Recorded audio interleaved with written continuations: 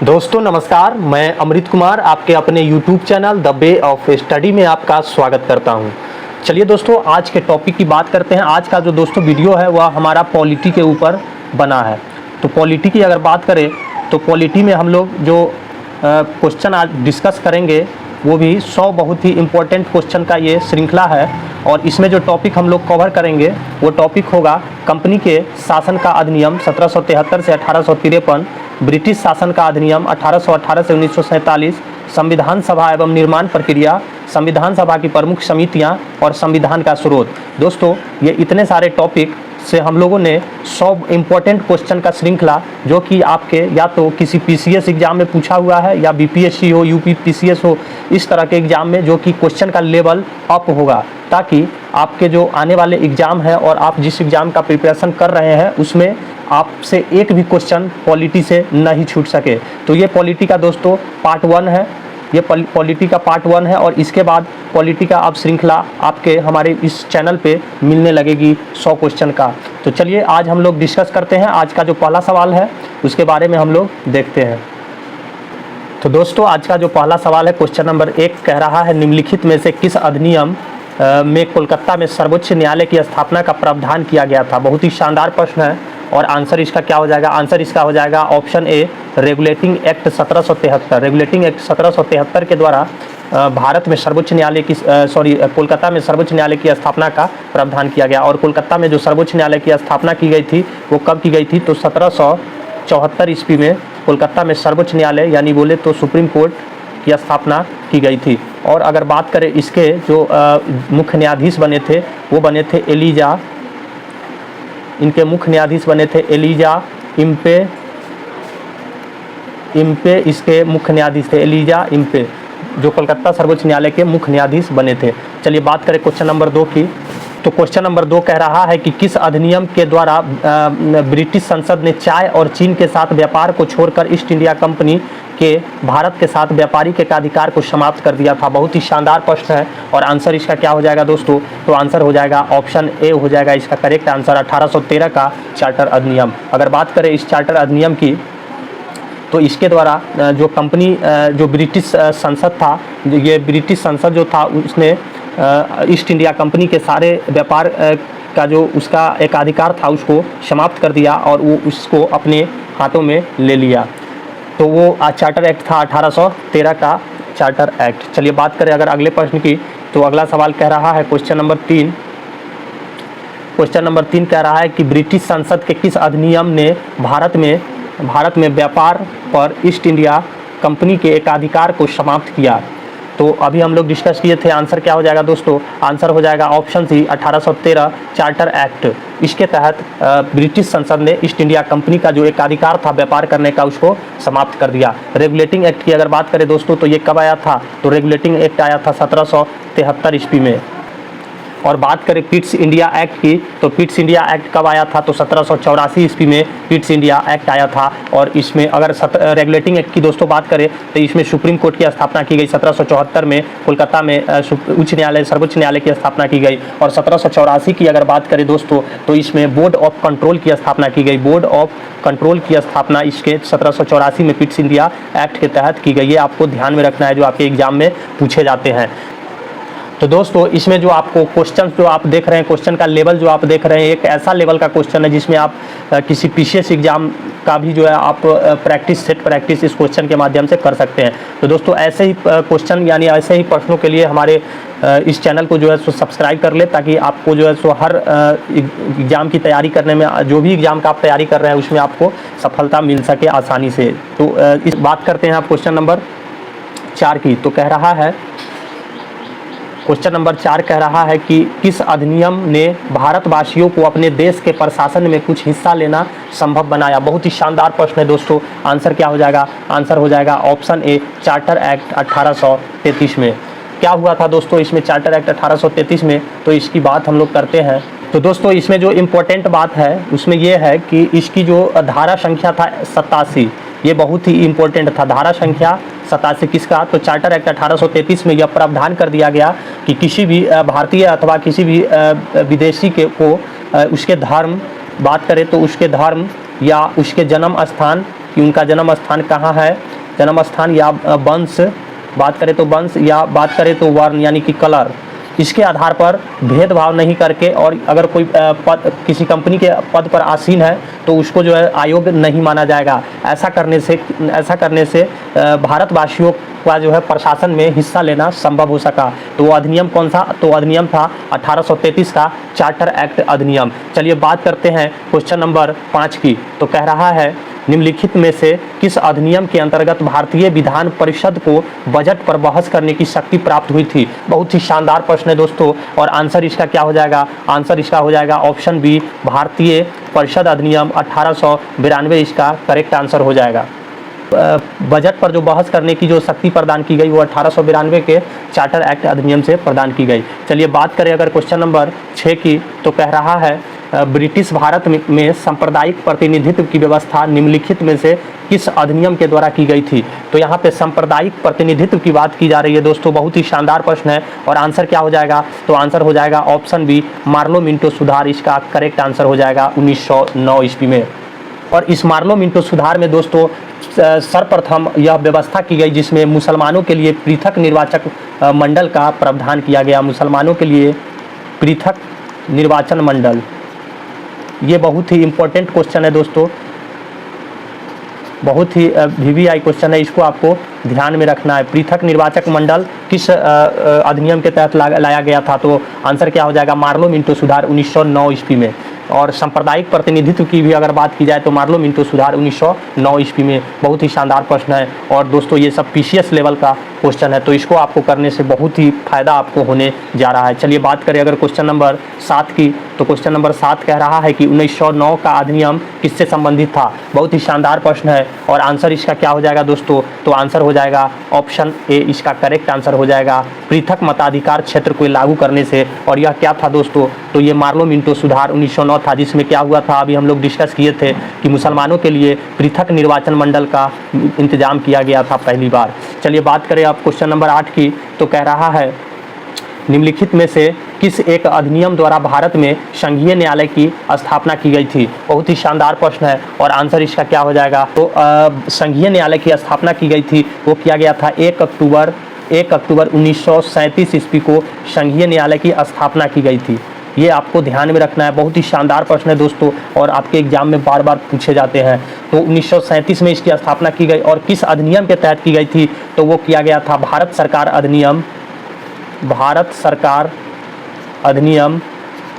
1935 के द्वारा इसकी स्थापना की गई थी। ये भी आपको ध्यान में रखना है, 1935 अधिनियम के तहत। तो आंसर इसका ऑप्शन के हिसाब से ऑप्शन डी हो जाएगा। चलिए अगर बात करते हैं क्वेश्चन नंबर 9 की, तो क्वेश्चन नंबर 9 कह रहा है भारत का संघीय न्यायालय निम्नलिखित में से किस वर्ष स्थापित किया गया था। अभी हम लोग दोस्तों डिस्कस किए थे बहुत ही पूर्ण रूप से। आंसर इसका क्या हो जाएगा, तो आंसर इसका हो जाएगा ऑप्शन बी, 1937 ईस्वी में संघीय न्यायालय की स्थापना की गई थी। 1 अक्टूबर 1937 ईस्वी को इसकी स्थापना किया गया था। चलिए अगर बात करें क्वेश्चन नंबर 10 की, दोस्तों क्वेश्चन नंबर 10 कह रहा है निम्नलिखित में से किस अधिनियम ने केंद्र में द्वैध शासन प्रणाली को स्थापित किया था। बहुत ही शानदार प्रश्न है, और इसके बारे में अगर बात करें आंसर के बारे में, तो आंसर क्या हो जाएगा दोस्तों, इसका आंसर हो जाएगा ऑप्शन ए, भारत शासन अधिनियम 1935। बहुत ही शानदार प्रश्न है दोस्तों। अगर 1935 भारत शासन अधिनियम की बात करें, तो इसमें जो प्रांतों में द्वैध शासन जो चलते आ रहा था, यानी प्रांतों का जो द्वैध शासन था, प्रांतों का समाप्त कर दिया गया, उसको खत्म करके और पूरे केंद्र में द्वैध शासन प्रणाली लाया गया।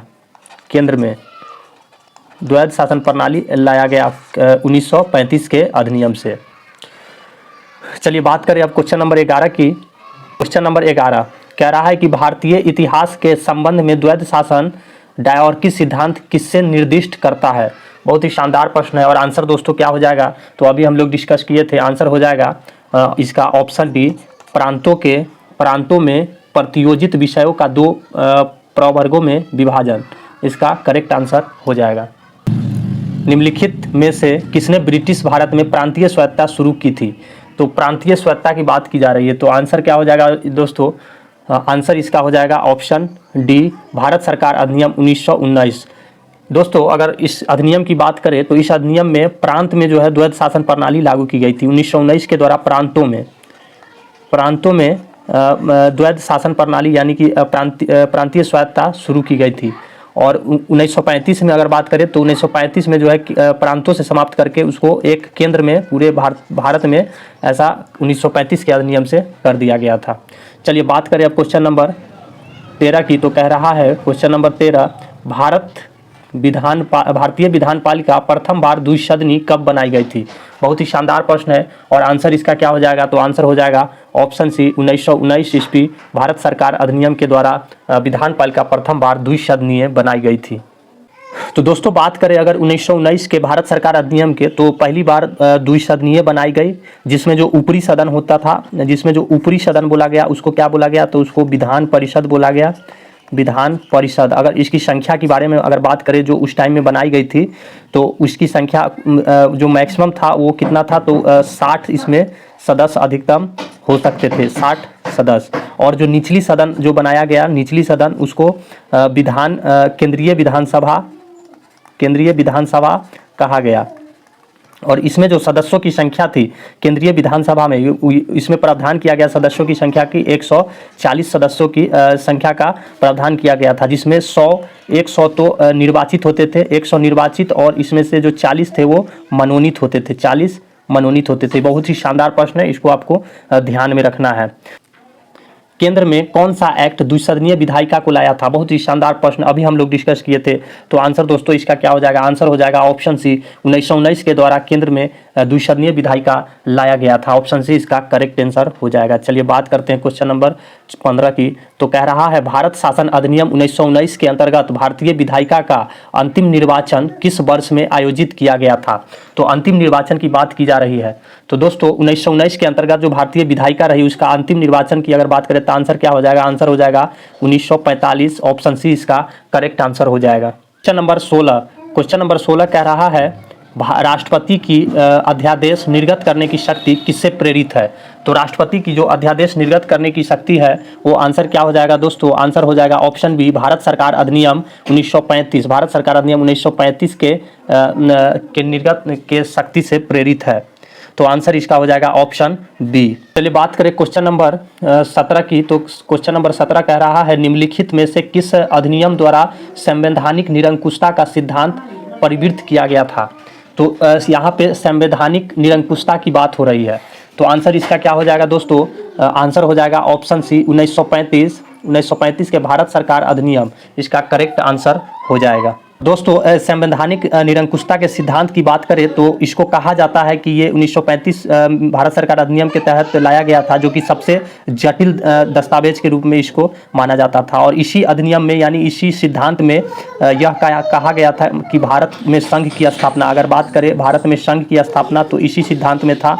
उसके बाद अगर बात करें संघीय न्यायपालिका की अगर बात करें तो इसी में इसकी व्यवस्था थी। उसके बाद केंद्र और राज्य में शक्तियों का बंटवारा, केंद्र प्लस राज्य में शक्तियों का बंटवारा, ये भी संवैधानिक निरंकुशता के सिद्धांत में ही परिवर्तित किया गया था। तो ये सब जो था वो किस अधिनियम में था? तो 1935 के भारत सरकार अधिनियम में था। चलिए बात करें क्वेश्चन नंबर 18 की, तो कह रहा है भारत के संविधान में केंद्र और राज्यों के बीच किया गया शक्तियों का विभाजन इनमें से किसमें उल्लिखित योजना पर आधारित है? बहुत ही शानदार प्रश्न दोस्तों अभी हम लोग डिस्कस किए थे और इससे संबंधित क्वेश्चन जो है क्वेश्चन अभी तुरंत आ गया। आंसर क्या हो जाएगा? तो आंसर हो जाएगा ऑप्शन सी, इसका करेक्ट आंसर हो जाएगा भारत सरकार अधिनियम, जिसमें अभी हम लोग चर्चा किए थे संवैधानिक निरंकुशता के सिद्धांत की। तो ये भी क्वेश्चन आपके एग्जाम में पूछे जाने की बहुत ही उम्मीद है कि संवैधानिक निरंकुशता का सिद्धांत, इसी के अंतर्गत जो है वो केंद्र राज्य की शक्ति का बंटवारा था। उसके बाद अगर बात करें तो केंद्र राज्य की शक्ति के बाद संघीय न्यायपालिका की बात हो रही थी। उसमें संघीय न्यायपालिका के बाद भारत एक संघ की स्थापना के रूप में करने की बात की जा रही। तो ये सब जो था वो भारत सरकार अधिनियम 1935 के अंतर्गत था। चलिए अब बात करते हैं क्वेश्चन नंबर 19 की। क्वेश्चन नंबर 19 कह रहा है निम्न में से एक भारत सरकार अधिनियम 1935 की मुख्य विशेषताओं में से नहीं थी। तो दोस्तों इसमें आंसर इसका क्या हो जाएगा? अगर इसमें ऑप्शन बेस्ड बात करें तो ऑप्शन ए कह रहा है कि इस अधिनियम में अखिल भारतीय महासंघ का प्रावधान था। तो यहाँ पे अखिल भारतीय महासंघ की बात हो रही है, यानी भारत फेडरेशन ऑफ इंडिया की बात हो रही है। तो 1935 के अधिनियम में इसकी विशेषता थी, यानी ये सही है। और ऑप्शन बी की अगर बात करें तो ऑप्शन बी कह रहा है कि अपशिष्ट विषय प्रांतीय विधायिका को आवंटित किए गए थे। तो दोस्तों अगर ऑप्शन बी की बात करें तो ये गलत हो जाएगा, ये ऑप्शन गलत हो जाएगा, यानी कि ये गलत हो जाएगा। आंसर इसका क्या हो जाएगा, तो आंसर यही ऑप्शन बी इसका आंसर हो जाएगा। और अपशिष्ट अगर विषय के अपशिष्ट शक्तियों की अगर बात करें दोस्तों तो 1935 के भारत सरकार अधिनियम के तहत अपशिष्ट जो शक्तियां थी वो दे दी गई थी गवर्नर जनरल के हाथ में। गवर्नर जनरल के हाथ में अपशिष्ट शक्तियां आवंटित कर दी गई थी, वो विधायिका के पास नहीं था। तो आंसर ये हो जाएगा कि ये गलत है।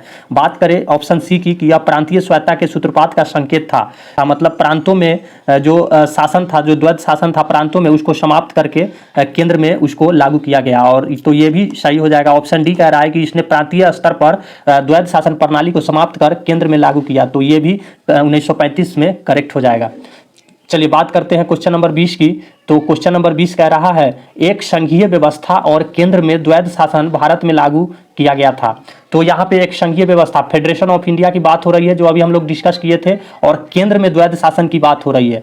तो यह व्यवस्था कब लागू किया गया था? बहुत ही शानदार प्रश्न है दोस्तों, और ये आपके एग्जाम में आप यहाँ अभी देख सकते हैं पिछले 2-3 क्वेश्चन लगातार थोड़ा बहुत चेंज करके और आ रहे हैं। तो ये एग्जाम में आपके छपने वाले प्रश्न है, इसको आपको बहुत ही अच्छे से करना है। आंसर क्या हो जाएगा इसका दोस्तों? आंसर हो जाएगा ऑप्शन सी, 1935 के अधिनियम के द्वारा संघीय व्यवस्था, संघीय न्यायपालिका, केंद्र में द्वैध शासन, प्रांतों से द्वैध शासन को हटाना इत्यादि, ये सब जो है 1935 में ही किया गया था। अपशिष्ट शक्तियां जो है वो किसके हाथों में थी? तो गवर्नर जनरल के हाथों में अपशिष्ट शक्तियां भारत सरकार अधिनियम 1935 के तहत ही था। तो आंसर क्या हो जाएगा? आंसर इसका हो जाएगा ऑप्शन सी। चलिए बात करते हैं क्वेश्चन नंबर 21 की।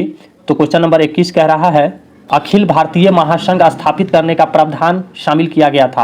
लगातार दोस्तों एक ही तरह का क्वेश्चन आ रहा है जो कि बराबर एग्जाम में पूछे गए हैं एग्जाम में, तो ये सब एग्जाम में आपके आने वाले प्रश्न है। आंसर क्या हो जाएगा दोस्तों? भारतीय महासंघ की बात कह रही है, फेडरेशन ऑफ इंडिया। आंसर हो जाएगा ऑप्शन ए, भारत सरकार अधिनियम 1935 के तहत ये हुआ था।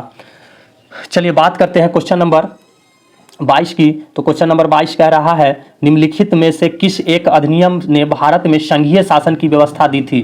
बहुत ही शानदार प्रश्न है, और संघीय शासन की बात हो रही है, तो आंसर क्या हो जाएगा? आंसर हो जाएगा ऑप्शन सी, भारत सरकार अधिनियम 1935, इसका करेक्ट आंसर हो जाएगा। चलिए बात करें क्वेश्चन नंबर 23 की। तो क्वेश्चन नंबर 23 कह रहा है 1935 के अधिनियम द्वारा स्थापित संघ में अवशेष शक्तियां किसको दी गई थी? बहुत ही शानदार प्रश्न। तो आंसर दोस्तों इसका क्या हो जाएगा? हम लोग डिस्कस कर चुके हैं इसका आंसर। जो अपशिष्ट शक्तियां थी संघ की, वो गवर्नर जनरल के हाथों में दे दी गई थी। ऑप्शन सी इसका करेक्ट आंसर हो जाएगा। और दोस्तों ये इसका लेवल आप देख सकते हैं, ये आईएएस और यूपीपीसीएस के एग्जाम में पूछे गए हैं।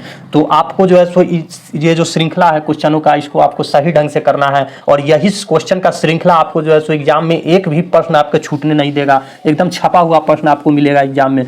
तो इसको आपको बहुत ही सही ढंग से करने की जरूरत है। और दोस्तों इसका जो पीडीएफ है क्वेश्चन का, वो आपको हमारे टेलीग्राम जो चैनल है द वे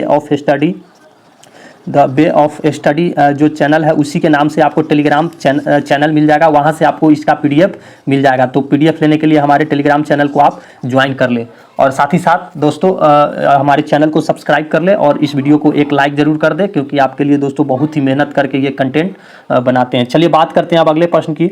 तो क्वेश्चन नंबर 24 कह रहा है कि भारत शासन अधिनियम 1935 के तहत प्रस्तावित संघीय प्रणाली क्या थी?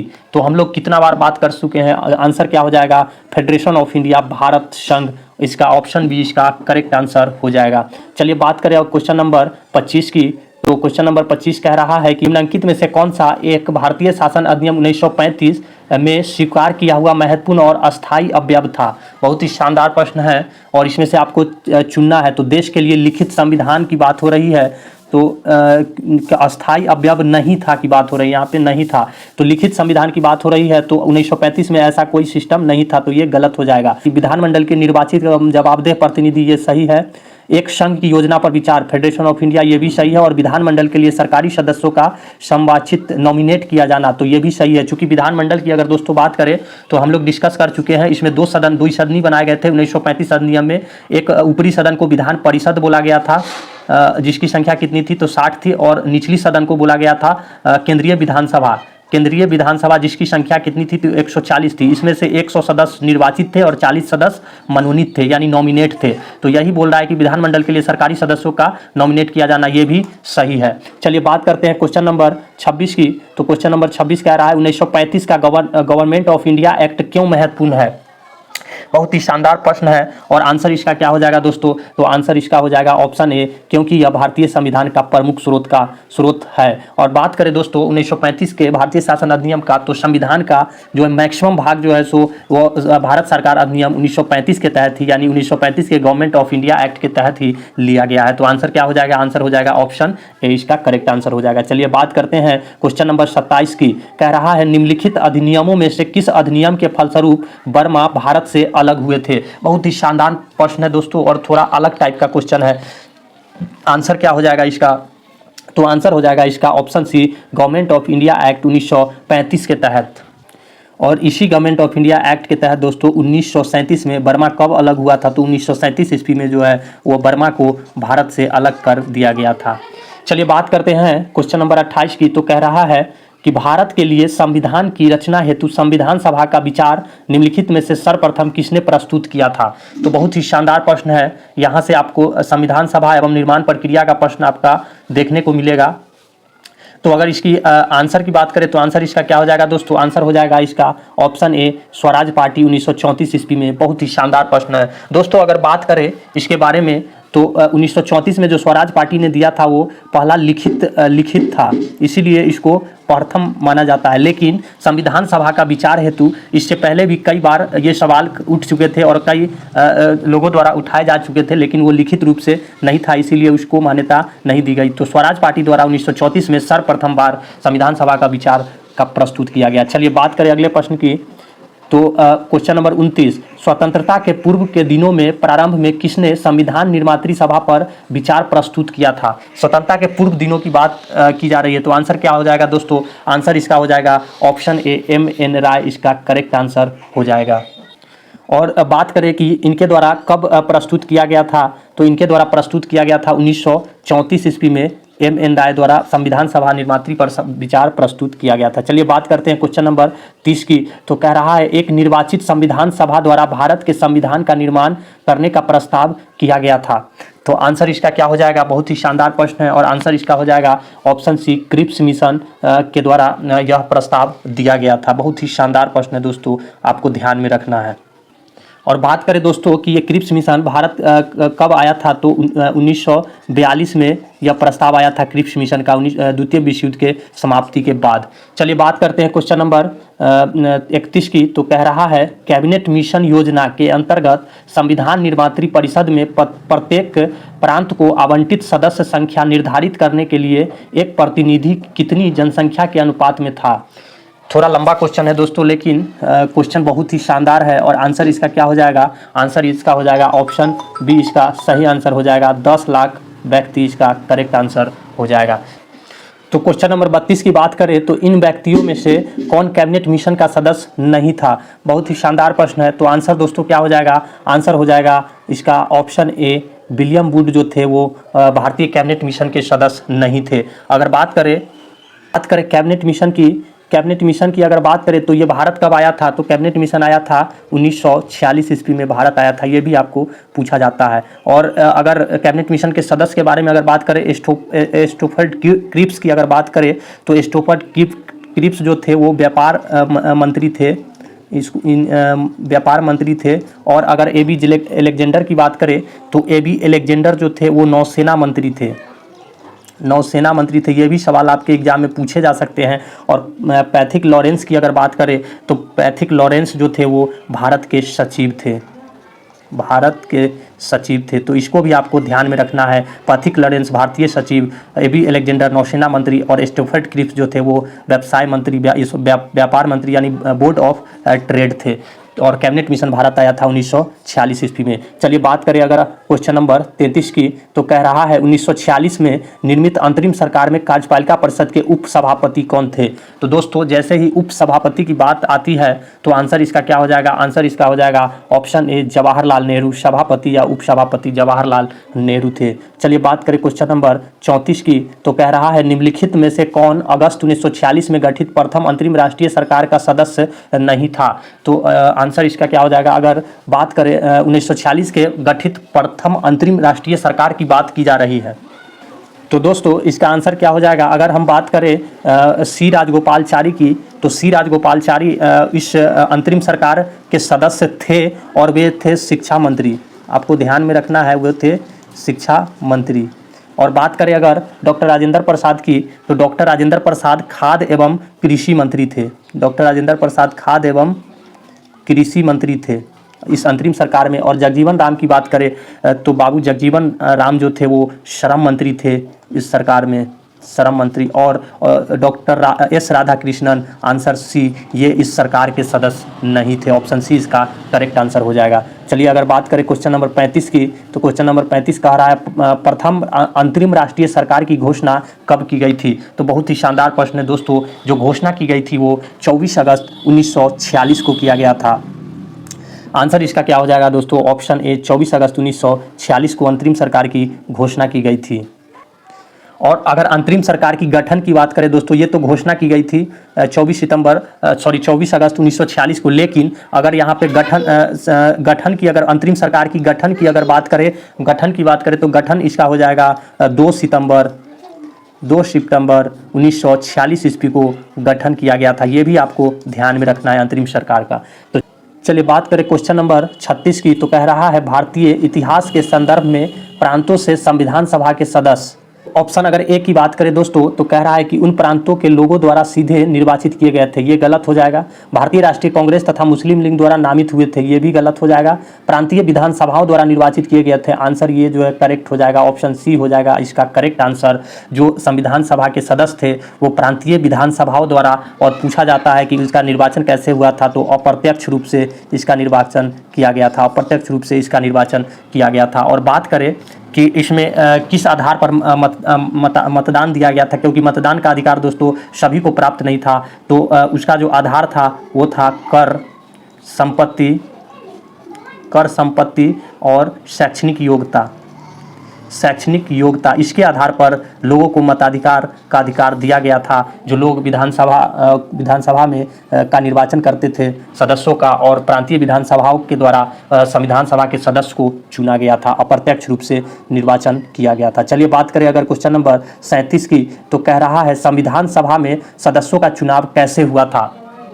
बहुत ही शानदार प्रश्न। बात करें ऑप्शन ए कह रहा है सीधे जनता द्वारा, बिल्कुल गलत। भारतीय राष्ट्रीय कांग्रेस के नामांकन द्वारा, बिल्कुल गलत। भारतीय राज्यों के शासकों के नामांकन से, तो ये भी बिल्कुल गलत हो जाएगा। और प्रांतीय सभाओं के द्वारा, तो आंसर क्या हो जाएगा, ऑप्शन डी, प्रांतीय सभाओं के द्वारा सदस्यों का चुनाव हुआ था। चलिए बात करते हैं क्वेश्चन नंबर 38 की, तो संविधान सभा के चुने हुए अस्थायी अध्यक्ष कौन थे। बहुत ही शानदार प्रश्न है और दोस्तों, और ये हमेशा एग्जाम में पूछे जाते हैं अस्थायी अध्यक्ष के बारे में। तो आंसर क्या हो जाएगा, option C, doctor Rajendra Prasad. अगर अस्थायी अध्यक्ष की बात किया जाए, प्रथम अस्थायी अध्यक्ष कौन थे, तो आंसर क्या हो जाएगा, आंसर हो जाएगा डॉक्टर सच्चिदानंद सिन्हा प्रथम अस्थायी अध्यक्ष थे। चलिए बात करें क्वेश्चन नंबर 39 की, तो कह रहा है संविधान सभा की प्रथम बैठक की अध्यक्षता किसने की थी। बहुत ही शानदार प्रश्न है। आंसर क्या हो जाएगा, डॉक्टर सच्चिदानंद सिन्हा के द्वारा अस्थायी रूप से अगर बात करें तो अस्थायी रूप से सर्वप्रथम उन्होंने ही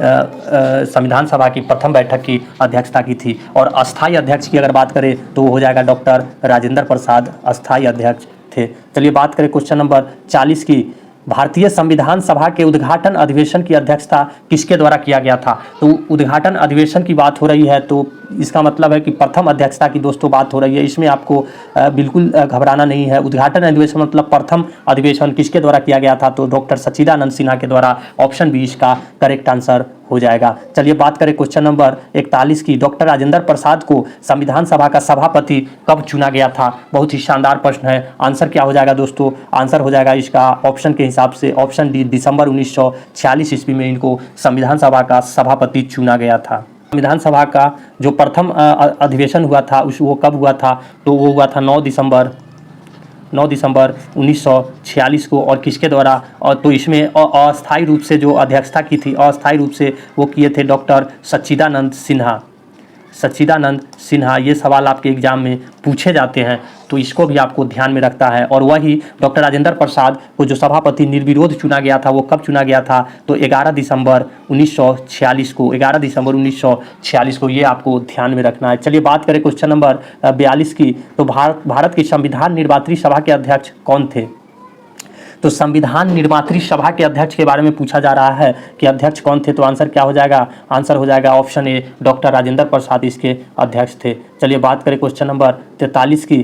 तो स्वतंत्र भारत के संविधान सभा के अध्यक्ष कौन थे? तो स्वतंत्र भारत की बात हो रही है, तो इसके अध्यक्ष कौन थे? तो आंसर क्या हो जाएगा? डॉक्टर राजेंद्र प्रसाद इसका करेक्ट आंसर हो जाएगा। चलिए बात करें क्वेश्चन नंबर 44 की। तो संविधान सभा के प्रथम मनोनीत उपसभापति कौन थे? तो मनोनीत उपसभापति की बात हो रही है, तो आंसर क्या हो जाएगा दोस्तों? आंसर हो जाएगा ऑप्शन डी, फ्रैंक एंथोनी, जो संविधान सभा के प्रथम मनोनीत उपसभापति थे। चलिए बात करें क्वेश्चन नंबर 45 की। तो कह रहा है भारतीय संविधान सभा की स्थापना कब की गई थी? तो भारतीय संविधान सभा की स्थापना दोस्तों 9 दिसंबर 1946 को प्रथम अध्यक्षता इसकी की गई थी। तो आंसर क्या हो जाएगा? 9 दिसंबर 1946 को। और इसकी अध्यक्षता सर्वप्रथम अस्थायी रूप से किया था डॉक्टर सच्चिदानंद सिन्हा द्वारा किया गया था। और 11 दिसंबर को डॉक्टर राजेंद्र प्रसाद को अस्थायी रूप से अध्यक्ष चुन लिया गया था। तो क्वेश्चन नंबर 46 कह रहा है कि संविधान सभा की प्रथम बैठक कब हुई थी? दोस्तों ये बीपीएससी का पूछा हुआ क्वेश्चन है 2020 का। आंसर क्या हो जाएगा? इसकी प्रथम बैठक 9 दिसंबर 1946 ईस्वी को डॉक्टर सच्चिदानंद सिन्हा के अस्थायी अध्यक्षता के रूप में किया गया था। चलिए बात करें क्वेश्चन नंबर 47 की। तो कह रहा है कि संविधान सभा का गठन कब हुआ था? तो संविधान सभा का गठन दोस्तों 9 दिसंबर 1946 ईस्वी को इसका करेक्ट आंसर हो जाएगा। चलिए बात करें क्वेश्चन नंबर 48 की। तो कह रहा है कि भारत के संविधान सभा के प्रथम अधिवेशन कब शुरू हुआ था? तो प्रथम अधिवेशन दोस्तों शुरू हुआ था ऑप्शन बी 9 दिसंबर 1946 को। और अध्यक्षता किसने किया था? तो अध्यक्षता किया था डॉक्टर सच्चिदानंद सिन्हा ने इसकी अध्यक्षता की थी। चलिए बात करें क्वेश्चन नंबर 49 की। भारतीय संविधान सभा की पहली बैठक कब हुई थी? तो पहली बैठक 9 दिसंबर 1946 को। लगातार दोस्तों रिपीटेड प्रश्न बराबर हर किसी न किसी पीसीएस के एग्जाम में पूछे गए हैं, तो ये ऐसे प्रश्नों को आपको ध्यान में रखना है। चलिए बात करें क्वेश्चन नंबर 50 की। तो जवाहरलाल नेहरू ने भारत के संविधान सभा की किस बैठक में उद्देश्य प्रस्ताव रखा था? बहुत ही शानदार प्रश्न है दोस्तों, और आंसर इसका क्या हो जाएगा? आंसर हो जाएगा 5वीं बैठक में उन्होंने उद्देश्य प्रस्ताव रखा था। 13 दिसंबर 1946 ईस्वी को जवाहरलाल नेहरू के द्वारा उद्देश्य प्रस्ताव रखा गया था। और यही उद्देश्य प्रस्ताव बाद में चलकर भारत के संविधान की प्रस्तावना का रूप ले लिया था। ये क्वेश्चन आपके एग्जाम में पूछे जाते हैं। तो किस बैठक में? तो वो जो हुआ था प्रथम अधिवेशन के 5वीं बैठक में उन्होंने उद्देश्य प्रस्ताव 13 दिसंबर 1946 को पारित किया था। चलिए बात करें क्वेश्चन नंबर 51। भारत को एक संविधान देने का प्रस्ताव संविधान सभा द्वारा पारित किया गया था। कब पारित किया गया था? तो आंसर इसका हो जाएगा ऑप्शन बी 22 जनवरी 1947 को यह पारित किया गया था। चलिए बात करें क्वेश्चन नंबर 52 की। तो 52 संविधान सभा के सम्मुख संविधान की प्रस्तावना का प्रस्ताव किसने रखा था? तो संविधान की प्रस्तावना यानी उद्देश्य प्रस्ताव की दोस्तों बात हो रही है, तो उद्देश्य प्रस्ताव किसने प्रस्तुत किया था? तो पंडित जवाहरलाल नेहरू ने 13 दिसंबर 1946 को 5वीं बैठक में प्रस्तुत किया था, जो बाद में भारत की प्रस्तावना का रूप ले लिया। चलिए बात करें क्वेश्चन नंबर 53 की। तो कह रहा है संविधान सभा में उद्देश्य प्रस्ताव निम्न में से किस एक के द्वारा प्रस्तुत किया गया था? आंसर हो जाएगा ऑप्शन बी पंडित जवाहरलाल नेहरू। कब हुआ था? तो 1946 ईस्वी 13 दिसंबर 1946 को 5वीं बैठक में। ये आपको ध्यान में रखना है। तो क्वेश्चन नंबर 54 भारतीय संविधान को बनाने हेतु भारतीय संविधान सभा के कुल कितने अधिवेशन हुए थे? बहुत ही शानदार प्रश्न है दोस्तों। तो अधिवेशन की अगर बात करें दोस्तों, तो कुल 11 अधिवेशन हुए थे, 11 अधिवेशन। लेकिन यहाँ पे ऑप्शन में 11 अधिवेशन की बात नहीं की गई है, तो ऑप्शन के हिसाब से अगर मारेंगे तो क्या हो जाएगा? 12 कर सकते हैं। यानी 11वें अधिवेशन के अंतिम दिन जो है और वह किस दिन? तो 26 नवंबर 1949 ईस्वी को संविधान को क्या किया गया था? तो अंगीकृत कर दिया गया था। चलिए बात करें क्वेश्चन नंबर 55 की। तो कह रहा है भारत के संविधान सभा की अंतिम बैठक की सही तिथि को बताइए। अभी हम लोग डिस्कस किए थे, कब हुआ था? तो 26 नवंबर 1949 ईस्वी को। तो क्वेश्चन नंबर 55, भारत के संविधान सभा की अंतिम बैठक की सही तिथि को बताइए। तो आंसर दोस्तों क्या हो जाएगा, आंसर हो जाएगा 24 जनवरी 1950 को वह संविधान सभा की अंतिम बैठक की सही तिथि है। चलिए बात करें क्वेश्चन नंबर 56 की। तो भारत के संविधान के निर्माण में संविधान सभा में को कितना समय लगा था। तो ये क्वेश्चन सभी को याद होगा लगभग, क्या हो जाएगा, तो 2 वर्ष 11 माह 18 दिन। चलिए बात करें क्वेश्चन नंबर 57, तो भारतीय संविधान के निर्माण के समय संवैधानिक सलाहकार कौन थे। बहुत ही शानदार प्रश्न है। आंसर क्या हो जाएगा दोस्तों, आंसर हो जाएगा BN राव, जो कि भारतीय संविधान के संवैधानिक सलाहकार हुआ करते थे। इनका अगर BN राव का पूरा नाम की अगर बात करें तो बेनेगल नरसिंह राव, बेनेगल नरसिंह राव, ये भी एग्जाम में कभी कभी पूछे जा सकते हैं। चलिए बात करें क्वेश्चन नंबर 58 की। तो भारतीय संविधान का प्रथम प्रारूप तैयार किया गया था, किसके द्वारा प्रथम प्रारूप तैयार किया गया था। तो BN राव के द्वारा तैयार किया गया था। चलिए बात करें क्वेश्चन नंबर 59 की। भारत का संविधान पूर्ण रूप से तैयार हुआ था, भारत का संविधान पूर्ण रूप से कब तैयार हुआ। तो 26 नवंबर 1949 को अंगीकृत कर दिया गया था। चलिए बात करें क्वेश्चन नंबर 60, भारतीय संविधान को संवैधानिक सभा द्वारा कब अंगीकृत किया गया था। अभी अभी हम लोग डिस्कस किए थे। आंसर क्या हो जाएगा दोस्तों, आंसर इसका हो जाएगा 26 नवंबर 1949 ईस्वी को। चलिए बात करें क्वेश्चन नंबर 61 की। तो भारतीय संविधान द्वारा भारतीय संविधान को स्वीकृत किया गया था, कब स्वीकृत किया गया था। तो आंसर हो जाएगा 26 नवंबर 1949 को स्वीकृत किया गया था। चलिए बात करें क्वेश्चन नंबर 62 की। तो भारत का संविधान किस तिथि को अपनाया गया था। बहुत ही शानदार प्रश्न है। आंसर क्या हो जाएगा, 26 नवंबर 1949 को अपनाया गया था। चलिए बात करें क्वेश्चन नंबर 63 की। तो भारतीय संविधान कब लागू हुआ था। तो भारतीय संविधान लागू किया गया था, ऑप्शन ए 26 जनवरी 1950 को। यही दोस्तों क्वेश्चन में डिफरेंस है और यहीं पे लोग ज़्यादा फंसते हैं। अगर लागू की बात हो, केवल और केवल लागू की बात हो, तो 26 जनवरी 1950 को ऐसा डेट होगा। बाकी अगर कोई दूसरा क्वेश्चन हो, कब अंगीकृत किया गया, कब अपनाया गया, कब स्वीकृत किया गया, वो सारे के सारे आंसर क्या हो जाएगा, 26 नवंबर 1949 उसका आंसर होगा। लेकिन जब लागू की बात होगी तो 26 जनवरी 1950 इसका करेक्ट आंसर हो जाएगा। चलिए बात करें 64 की। तो संविधान सभा को 26 जनवरी के दिन लागू करने का निर्णय इसीलिए लिया गया था क्योंकि, बहुत ही शानदार प्रश्न है दोस्तों और ये 2 बार BPSC में पूछा गया है। तो आंसर इसका क्या हो जाएगा, आंसर हो जाएगा इसका ऑप्शन ए, क्योंकि कांग्रेस ने इस तिथि को 1930 में स्वतंत्रता दिवस के रूप में मनाया था। इसका करेक्ट आंसर हो जाएगा। चलिए बात करें क्वेश्चन नंबर 65, भारतीय संविधान दिवस कब मनाया जाता है। बहुत ही शानदार प्रश्न है। आंसर क्या हो जाएगा, 26 नवंबर को संविधान दिवस मनाया जाता है। बात करें 66 की। तो भारतीय संविधान को कब अपनाया गया था, संविधान को अपनाया गया था, किसके द्वारा अपनाया गया था। तो आंसर दोस्तों क्या हो जाएगा, आंसर हो जाएगा संवैधानिक सभा के द्वारा अपनाया गया था। ऑप्शन ए इसका करेक्ट आंसर हो जाएगा। चलिए बात करें 67 की। तो भारतीय संविधान को 26 नवंबर 1949 को किसके द्वारा अधिनियमित किया गया था। तो 26 नवंबर 1949 को अधिनियमित की बात हो रही है, किसके द्वारा, तो संविधान सभा द्वारा। ऑप्शन ए इसका करेक्ट आंसर हो जाएगा। चलिए बात करें क्वेश्चन नंबर 68। तो भारत का संविधान अंगीकृत एवं अधिनियमित कब हुआ था। बहुत ही शानदार प्रश्न है दोस्तों। आंसर क्या हो जाएगा, इसका आंसर हो जाएगा 26 नवंबर 1949 को अंगीकृत एवं अधिनियमित हुआ था। चलिए बात करें क्वेश्चन नंबर 69 की। कह रहा है डॉक्टर भीमराव अंबेडकर का जन्म और मृत्यु कब हुआ था। बहुत ही शानदार प्रश्न है। तो इनका जन्म हुआ था 1891 और 1956 ईस्वी को इनकी मृत्यु हो गई थी। चलिए बात करते हैं क्वेश्चन नंबर 70 की। तो संविधान सभा में वयस्क मताधिकार को 15 वर्ष के लिए स्थगित करने की बात किसके द्वारा कही गई थी। तो आंसर क्या हो जाएगा दोस्तों, आंसर हो जाएगा इसका ऑप्शन सी, मौलाना आज़ाद के द्वारा यह कहा गया था। चलिए बात करते हैं क्वेश्चन नंबर 71 की। तो निम्नलिखित में से किसने सुझाव दिया था कि भारत की स्वतंत्रता के बाद भारतीय राष्ट्रीय कांग्रेस को एक राजनीतिक दल के रूप में भंग कर दिया जाना चाहिए। तो आंसर इसका क्या हो जाएगा, आंसर हो जाएगा इसका ऑप्शन डी, महात्मा गांधी का यह सुझाव था। चलिए बात करें क्वेश्चन नंबर 73 की। अपनी राष्ट्रवादी प्रतिक्रिया में भारतीय संविधान के निर्माताओं ने अल्पसंख्यकों के हितों तथा भावनाओं के महत्व को कम करके आंका। यह कथन किसका है। बहुत ही शानदार प्रश्न है। आंसर क्या हो जाएगा, आंसर हो जाएगा इसका आइवर जेनिंग्स। ऑप्शन डी इसका करेक्ट आंसर हो जाएगा। चलिए बात करें क्वेश्चन नंबर 74 की, किसने कहा था संविधान सभा कांग्रेस थी और कांग्रेस भारत था? बहुत ही शानदार प्रश्न है दोस्तों, और यह किसके द्वारा कहा गया था? तो ये कहा गया था ऑप्शन ए ग्रेनवेल अस्टिन के द्वारा कहा गया था। ऑप्शन ए इसका करेक्ट आंसर हो जाएगा। चलिए बात करें क्वेश्चन नंबर 75 की, तो भारतीय संविधान सभा में कुल कितनी महिलाएं सदस्य थी? बहुत ही शानदार प्रश्न है दोस्तों। तो महिला सदस्य की संख्या कितनी थी? तो 15 थी। ऑप्शन ए इसका करेक्ट आंसर हो जाएगा। चलिए बात करें क्वेश्चन नंबर 76, निम्नलिखित में से संविधान सभा की संघ संविधान समिति के अध्यक्ष कौन थे? तो संघ संविधान समिति की अध्यक्ष की बात हो रही है, तो आंसर क्या हो जाएगा?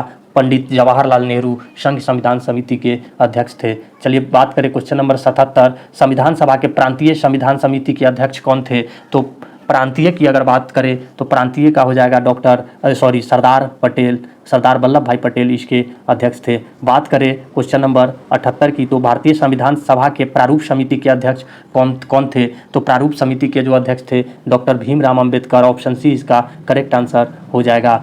क्वेश्चन नंबर 79, भारतीय संविधान सभा की प्रारूप समिति के अध्यक्ष कौन था? तो प्रारूप समिति के अध्यक्ष कौन थे? तो doctor Bhimrao Ambedkar. Option A इसका करेक्ट आंसर हो जाएगा। बात करें क्वेश्चन नंबर 80 की, तो संविधान सभा द्वारा स्थापित मौलिक अधिकार और अल्पसंख्यकों हेतु सलाहकार की समिति के अध्यक्ष कौन थे? बहुत ही शानदार प्रश्न है दोस्तों, और आंसर इसका क्या हो जाएगा? आंसर हो जाएगा सरदार पटेल। ऑप्शन बी इसका करेक्ट आंसर हो जाएगा। चलिए बात करें क्वेश्चन नंबर 81 की, तो भीमराव अंबेडकर की अध्यक्षता में संविधान सभा के प्रारूप समिति के कितने सदस्य थे? तो प्रारूप समिति की सदस्य की बात करें तो आंसर इसका क्या हो जाएगा? आंसर हो जाएगा ऑप्शन बी इसका करेक्ट आंसर हो जाएगा। क्वेश्चन नंबर 82 की, तो कह रहा है संविधान पांडुलेखन समिति के निम्न में से सदस्य नहीं था, यानी पांडुलेखन समिति की बात हो रही है, तो आंसर इसका क्या हो जाएगा? आंसर हो जाएगा ऑप्शन डी पंडित जवाहरलाल नेहरू इसके सदस्य नहीं थे। बात करें क्वेश्चन नंबर 83 की, तो संविधान सभा ने भीमराव अंबेडकर की अध्यक्षता में प्रारूप समिति का गठन कब किया था? बहुत ही शानदार प्रश्न है। आंसर हो जाएगा इसका ऑप्शन डी 29 अगस्त 1947 को प्रारूप समिति का गठन किया गया था। चलिए बात करें क्वेश्चन नंबर 84 की, तो संविधान निर्मात्री परिषद की झंडा समिति के अध्यक्ष कौन थे? तो दोस्तों झंडा समिति के अध्यक्ष थे doctor Rajendra Prasad. Option B इसका करेक्ट आंसर हो जाएगा। क्वेश्चन नंबर 85, भारत के संविधान में उद्देशिका का विचार कहाँ से लिया गया है? बहुत ही शानदार प्रश्न है दोस्तों, और आंसर इसका हो जाएगा यूएसए के संविधान से। ऑप्शन डी इसका करेक्ट आंसर हो जाएगा। चलिए बात करें 86 की, तो भारतीय राजनीतिक व्यवस्था में इनमें से कौन सर्वोच्च है? तो भारतीय राजनीतिक व्यवस्था की बात करें तो आंसर हो जाएगा संविधान, क्योंकि भारत एक संवैधानिक देश है और वह संविधान से चलता है ये। चलिए बात करें क्वेश्चन नंबर 87 की, तो भारत में न्यायिक पुनरीक्षण जुडिशियल रिव्यू की संकल्पना निम्नलिखित देश के किस संविधान से ली गई है? तो जुडिशियल रिव्यू की बात हो रही है, तो वह कहाँ से लिया गया है? तो वह संयुक्त राज्य अमेरिका से लिया गया है, आपको ध्यान में रखना है। चलिए बात करें क्वेश्चन नंबर 88 की, तो न्यायिक पुनर्विलोकन की व्यवस्था कहाँ से ली गई है? तो आंसर क्या हो जाएगा? आंसर हो जाएगा ऑप्शन सी भारत और यूएसए में पुनर्विलोकन की व्यवस्था है, तो आंसर हो जाएगा इसका option C.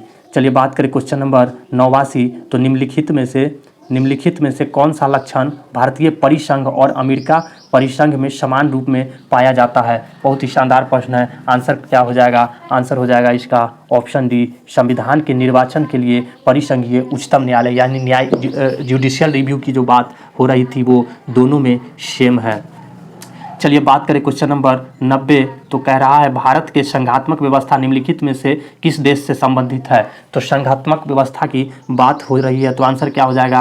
Option A Canada देश से संबंधित है। चलिए बात करें क्वेश्चन 91, भारतीय संघवाद किस देश की पद्धति पर आधारित है? तो भारतीय संघवाद की बात हो रही है, तो आंसर क्या हो जाएगा इसका? हम लोग डिस्कस किए थे अभी, कनाडा इसका करेक्ट आंसर हो जाएगा। बात करें 92 की, तो भारतीय संविधान में राज्यों के संघ की संकल्पना को प्राप्त किया गया था, किसके द्वारा राज्यों की संघ की संकल्पना को प्राप्त किया गया था? तो आंसर क्या हो जाएगा दोस्तों? आंसर हो जाएगा इसका option C British North America अधिनियम के द्वारा ऐसा भारतीय राज्यों की संघ की संकल्पना किया गया था। चलिए बात करें क्वेश्चन नंबर 93 की, तो कह रहा है कि भारत के संविधान भारत के संविधान में सम्मिलित समवर्ती सूची किस देश की देन है? समवर्ती सूची की बात हो रही है दोस्तों, तो आंसर इसका क्या हो जाएगा? आंसर हो जाएगा ऑप्शन बी, समवर्ती सूची ऑस्ट्रेलिया से लिया गया था। बात करें क्वेश्चन नंबर 94, तो भारत के ने समवर्ती सूची की संकल्पना उद्धृत की है, कहाँ से की है? अभी हम लोग तुरंत डिस्कस किए थे, कहाँ से?